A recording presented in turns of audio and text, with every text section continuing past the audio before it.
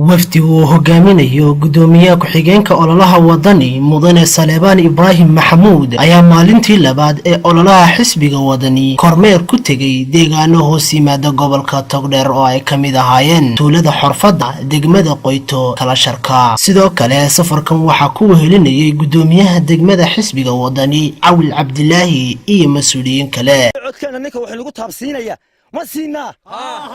degmada Qoyta run ahaantii waxay noqotay degmo maalinta codka la doonayo la xasuusto ayay noqotay oo la yimaado annagu waxaanu ka mid nahay dadkii deegaanka damqasha magaaladana keentay dan iyo hunguri kale oo aanu ka wadanaa meesha ma jirto markaanu eegnay meesha kaliya ee daacadda ka ah ee degmada Qoyta wax u qaban kartaa ee aan hagranin horena u hagranin maxaan idhaahdaa waxa uu noqday ee naga aqbashay waxa uu noqday xusbiga wadani wax qabadka degmada Qoyta la qabtay iska roga halka maalin la keenay iyo degmo magacawgeedii ayaa la keenay waxa ay ahayd xilligii daahir riyaale kaahin xilligii olol dawladii riyaale ay ahayd ololihii xusbiga kulmiye iyo udub ayay ahayd Saleebaan Ibraahim Maxamuud oo xildhibaan u sharaxan gobolka Togdheer iska rogadii uu gudoosiyay magacii degmadii uu gudoosiyay intaasay maalinta ay dhashay oo degmadnimada iyo iska rogadii iyo mishiikii la keenay maalinta intaasay dhashay 7 sanadood oo kulmiye hayay Qoyto waxay noqotay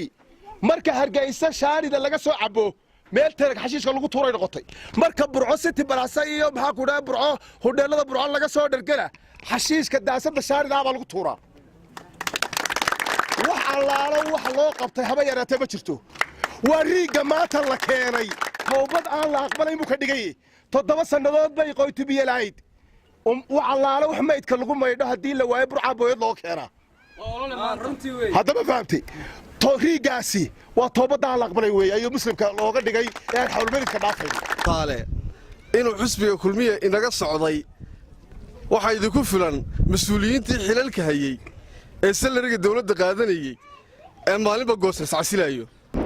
waxyaabo badan baa nolosha asaasiga ka maqan kala shaka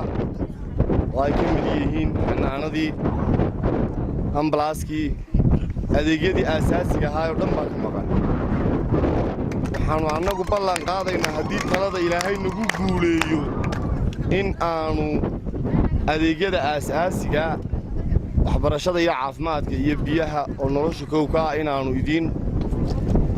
idinka qabtirno raxiim dadweynaha reer Qoyta aad iyo aad baan idin salaamaya sida sharafta badan ee ay u taageersatiin xisbiga wadani waxaynu ognahay degmadan Qoyti boqolkiiba 80 ama boqolkiiba 90 inay tahay xisbiga wadani inta kadib aad baan taageerada inta mugaleeg leh idinka mahadnaqaya marka xigta waxaan idin sheegayaa 7 sano ayuu xisbiga talada hayaa talinayay 7 sano degmada Qoyta dhagax bay dhigayeen dhagaxanta ay dhigeen iska roga qaadaysa dhagaxanta ay dhigayeen waxay lahaayeen waa wax qabad waxaan idin dhisaynaa dhakhtarro waxaan idin dhisaynaa iskuulo waxaan idin dhisaynaa xafiisyadii kale ee wasaaradaha kale dhammaan dhagaxyadii ay dhigeen ee madaxweynaha talada haya iyo wasiiradiisu ay dhigeen way yaaliin xisbiga kulmiye waxaanu leenahay dhagaxanta faraha badan leh aad Qoyta keentay adeerow ka gura intana waxaan xasuustaa berigii golaha deegaanka sidan oo kale ayaa la riig baa la qodaya markii uu codku dhacayna waxa la biyaa meeshii laga waayay maantana sidii way u eegtaa waxaan idin leeyahay codkiina waxa sida xisbiga wadani abaal baa ka heli doontaan